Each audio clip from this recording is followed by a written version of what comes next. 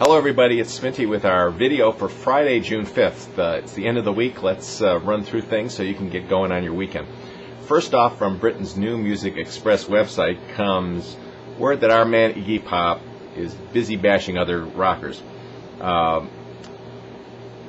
In a recent YouTube video to promote his new album called Preliminaries, which is actually kind of a jazz album, here's what he said about some of the other acts that he thinks that have sold out rock. He said, anyone from Smashing Pumpkins to, what's the one with Fred Durst, he said, while talking about the album. He said, there are a billion of them, man, and people think they're gods, man. He also added that the video message that he put on YouTube was unscripted, and we'll have a link to it here. I took great pains not to think first, he said, because the thing I can't stand is a rock star who's got brains. They're always so damn dull. Well, Iggy's never dull. In other music news from the website 24bit.com, Jack White has leaked word that in addition to all his rock collaborations, he's actually thinking of doing a solo album. In an interview with Music Connection, White revealed a lot more about his Nashville-based music revolution. Of course, he eschewed Detroit for all that. And the interesting part of the story boils down to one sentence: is that White hopes to start working on a solo album at the end of 2009. Since he's usually a collaboration with lots of other people, it's interesting to see our man Jack do a separate thing. The words autoerotic asphyxiation are never very good, and you're starting to see them in the stories about the late David Carradine, who died at 72. Found in a Bangkok hotel room closet with a rope tied to his neck and genitals, according to the latest Associated Press note. His family and some other postings on the web have indicated that his hands were tied behind his back, and they think foul play was involved. The Thai police said merely that Carradine's body was found naked, hanging in a closet, and that police at the time suspected suicide. The last major star to die in those sort of circumstances was In Excess singer Michael Hutchence back in 1997. He was 37 when he was found dead in his room at the Ritz-Carlton Hotel.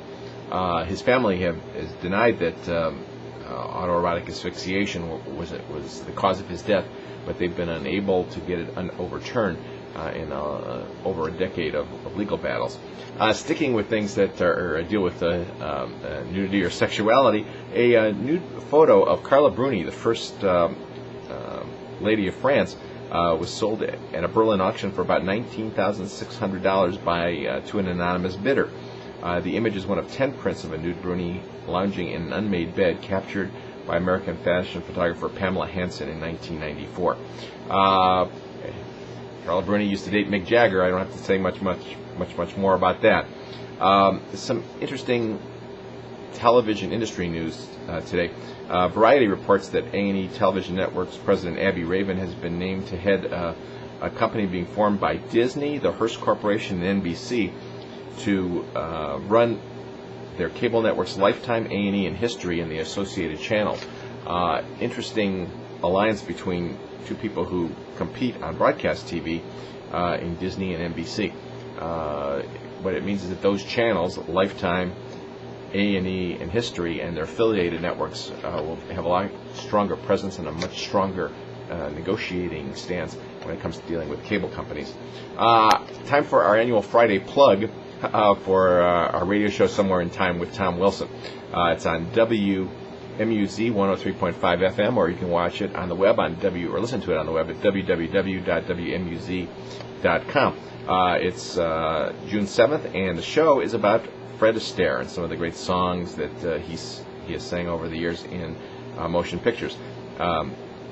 It's a famous story about Fred. His audition card read when he was auditioning for the movies: can't sing, can't act, slightly balding, also dances. And that was a pretty accurate assessment of the late, great Fred Astaire. That's at 6 p.m. Sunday on WMUZ 103.5, Somewhere in Time. Whitney Houston, according to Yugo.com, is planning a comeback with a new album out. Just a warning to Whitney Houston. Her salad days as a recording artist date back to the late 80s and early 90s. Like many other acts, her public has grown older and aren't necessarily in the CD buying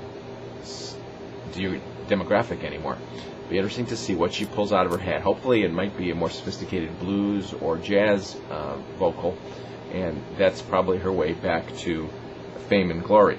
If she's doing songs that attempt to reach teens, good luck.